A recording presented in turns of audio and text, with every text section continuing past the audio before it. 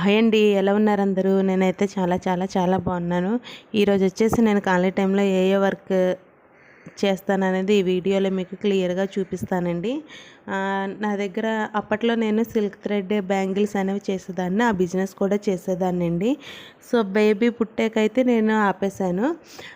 So నేను వాటిని ఇప్పుడు ఆ థ్రెడ్స్ అన్నీ ఈ విధంగా ఆర్గనైజ్ చేసుకుంటున్నానండి. సో దానికోసం నేను ఒక కార్డ్బోర్డ్ తీసుకొని దానిలో థర్మాకోల్ బాక్స్ లాంటిది అయితే నా దగ్గర ఉందండి. వాటిని పెట్టుకొని మన దగ్గర చీపురు పుల్లలు ఉంటాయి కదండి, వాటిని అన్నిటిని తీసుకొని ఇలా లైన్గా పెట్టుకొని వాటిలో అయితే థ్రెడ్స్ అయితే పెట్టుకుంటున్నాను. ఈ విధంగా చేసుకుంటే మనకి థ్రెడ్స్ అనేవి చిక్కులు పడవండి. టైలరింగ్ వాళ్ళు కూడా ఉంటారు కదండి, ఈ విధంగా చేసుకొని చూడండి. మీకు థ్రెడ్స్ అనేది నీట్గా ఉంటాయి, చిక్కులు పడకుండా ఉంటాయి. మనకి ఏ కలర్ కావాలనేది కూడా క్లియర్గా మనం పిక్ చేసుకోవచ్చు. సో ఫస్ట్ వచ్చేటప్పుడు ఎలా ఉందో, సెకండ్ అవన్నీ అరేంజ్ చేసుకున్నాక చూడండి ఏ విధంగా ఉన్నదో. సో నెక్స్ట్ వచ్చేసి నాకైతే ఒక చిన్న ఆర్డర్ అయితే వచ్చిందండి. నేను అది చేస్తున్నాను, ఎక్కువైతే కాదు, జస్ట్ సింపుల్ ఆర్డరే.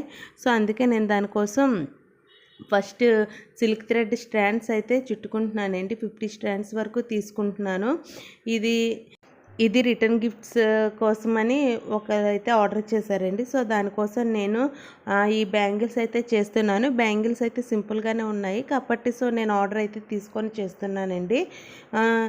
మామూలు వాళ్ళు కూడా ఇంటి దగ్గర కూడా ఈ విధంగా అయితే చేసుకోవచ్చు. నేను ఇంటి దగ్గర మన దగ్గర ఉన్న బ్యాంగిల్స్తో ఏ విధంగా బ్యాంగిల్స్ చేసుకోవాలనేది కూడా నేను నెక్స్ట్ వీడియోలో చూపిస్తానండి. మన దగ్గర సిల్క్ థ్రెడ్ ఉంటే సరిపోతుంది, గమ్ ఉంటే చాలు. మన గ్లాస్ బ్యాంగిల్స్ ఉంటాయి కదా, వాటిని కూడా ఈ విధంగా అనేది డిజైన్ చేసుకోవచ్చు. సో ఇవి చేసేటప్పుడు కూడా నాకు చాలా టైం అయితే వేస్ట్ అయిపోయిందండి. ఎందుకంటే బేబీ ఉన్నారు కదా, సో ఆ బేబీని చూసుకుంటూ నేను ఇది చేయాలనుకుంటే నాకు చాలా కష్టమైపోయింది. కానీ మాట ఇచ్చాను కాబట్టి చేయాల్సి వచ్చిందండి. నాకైతే ఇలా డిజైన్ చేయడం అనేది, డ్రెస్సెస్కి డిజైన్ చేసుకోవడం, మగ్గం వర్క్స్ ఏమో నార్మల్ నీడిల్ అండ్ థ్రెడ్తో చేసుకోవడం అంటే నాకు చాలా ఇష్టమండి. సో తక్కువ డబ్బులతో కూడా అయిపోతాయి, మన చేతులతో మనం చేసుకున్నట్టు ఉంటుంది, మనకి ఫ్రీ టైంలో కూడా చేసుకున్నట్టు ఉంటుంది. కాబట్టి నేను ఈ విధంగా వర్క్స్ అయితే చేసుకుంటాను.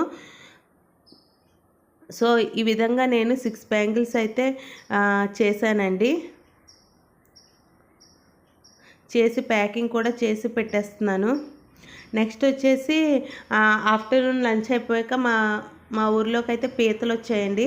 సో పీతలు అయితే తీసుకుంటున్నాము. మా హస్బెండ్కి అయితే పీతలు చాలా ఇష్టం, సో పీతలు అయితే తీసుకుంటున్నాము. ఈ పీతలు వచ్చేసి 200 అనుకుంటానండి. మా డాడీ అయితే తీసుకున్నారు. సో వాళ్ళే చేసి ఇచ్చేసారు, కానీ వాళ్ళు సగం సగం చేశారు. సో నేను నెక్స్ట్ మళ్ళీ నీట్గా క్లీన్ చేసుకున్నానండి. సో పీతలు అండ్ చేపలు కూడా కొన్నారండి. చందువ అంటారు కదా, చందువ పార అంటారు. సో అవి కూడా తీసుకున్నారు. సో మా హస్బెండ్కి పీతలు ఇష్టం, మేము చేపలు తింటామని చేపలు అయితే తీసుకున్నారండి. కానీ ఆ రోజు ఓన్లీ నేను పీతలే ప్రిపేర్ చేశాను. చేపలు కూడా వాళ్ళే చేసి ఇచ్చేసారండి. ఇది మా ఇంటి దగ్గరే చేయించుకున్నాము. మాకైతే బీచ్ దగ్గరగా ఉంటుందండి, అంటే మాకు సముద్రం దగ్గరగా ఉంటుంది. మాకు చేపలు అయితే మంచివే వస్తాయి, ఫ్రెష్దే వచ్చిందండి. చూడండి అక్కడ రెడ్డిష్గా ఉంది కదా, సో ఇలా వస్తే దీన్ని ఫ్రెష్ చేపలు అంట. సో నాకు కూడా తెలీదు, మా డాడీ అయితే చెప్పారు. సో ఈ విధంగా తీసుకొని వాళ్ళతోనే చేయించేసుకున్నామండి.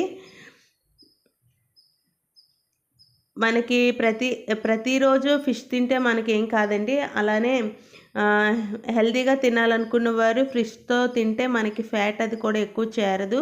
ఒమేగా 3 ఫ్యాటీ యాసిడ్స్ ఉండడం వల్ల హెల్త్కి కూడా చాలా మంచిది. నెక్స్ట్ పీతలు అనేది క్లీన్ చేసేసుకున్నాను. ఇందులోనే సాల్ట్, పసుపు, కారం వేసుకొని బాగా కలుపుకుంటున్నానండి. క్రాబ్స్లో అయితే మనం ఎక్కువ కారం అయితే యూస్ చేస్తాం కదండి, ఎందుకంటే క్రాబ్స్ కర్రీలో కారం ఎక్కువ ఉంటేనే టేస్ట్ అనేది ఉంటుంది. సో ఈ 3 వేసుకున్న తర్వాత మనం చేత్తో కలపలేము, ఎందుకంటే గుచ్చేస్తాయి కదా. సో నేను ఇలా ఎగరేసుకుంటూ కలిపేసుకుంటున్నానండి.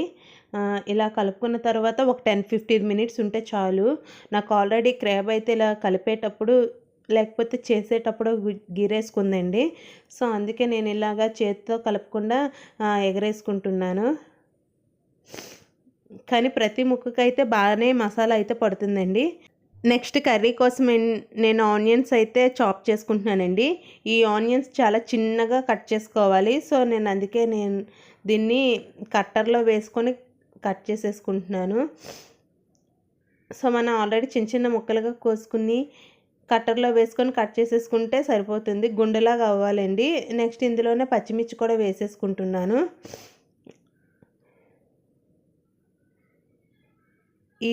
ఈ కట్టర్ వచ్చేసి నేను సిఎంఆర్లో కొన్నానండి. ఇది వచ్చేసి 450 రూపీస్ ఎంత ఉంటుంది. స్టిక్కర్ కూడా ఇంకా తీయలేదు, కొత్తదేనండి. నెక్స్ట్ ఒక శారీ అయితే ఆర్డర్ చేశానండి. ఇది మా మమ్మీ బర్త్డే వస్తుంది అన్నాను కదా.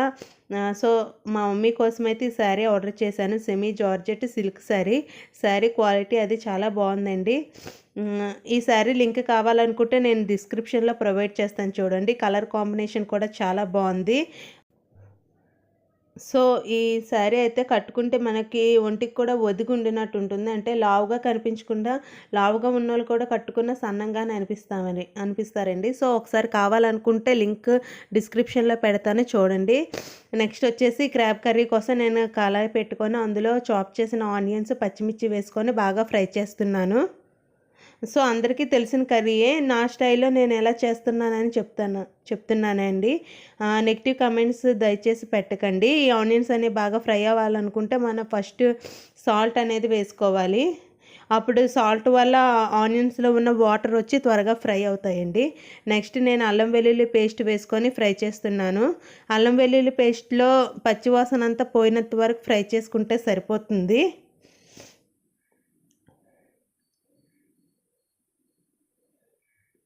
సో అల్యూమినియం కళాయిలు అయితే వాడద్దు అంటారు, కానీ కొన్ని కర్రీస్కి అయితే అవే టేస్ట్ని ఇస్తాయండి.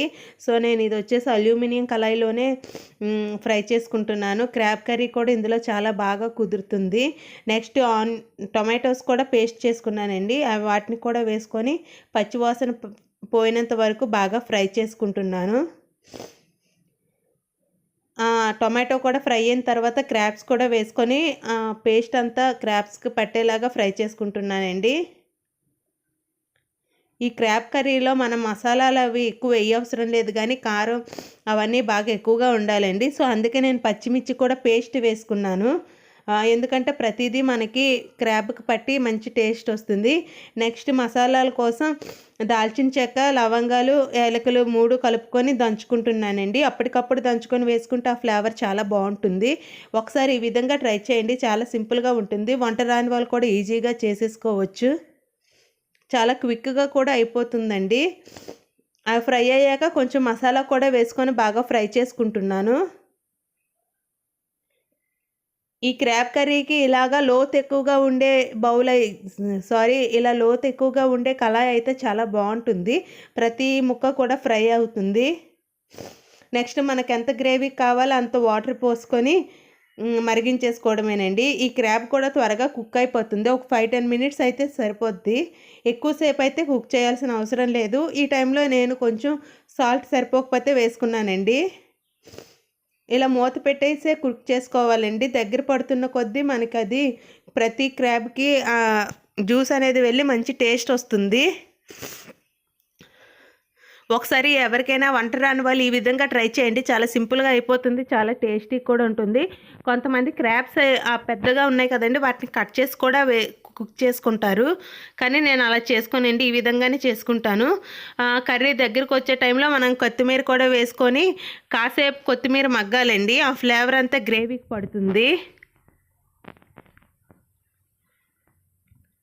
సో ఈ విధంగా అయితే నేను కుక్ చేసుకుంటున్నాను.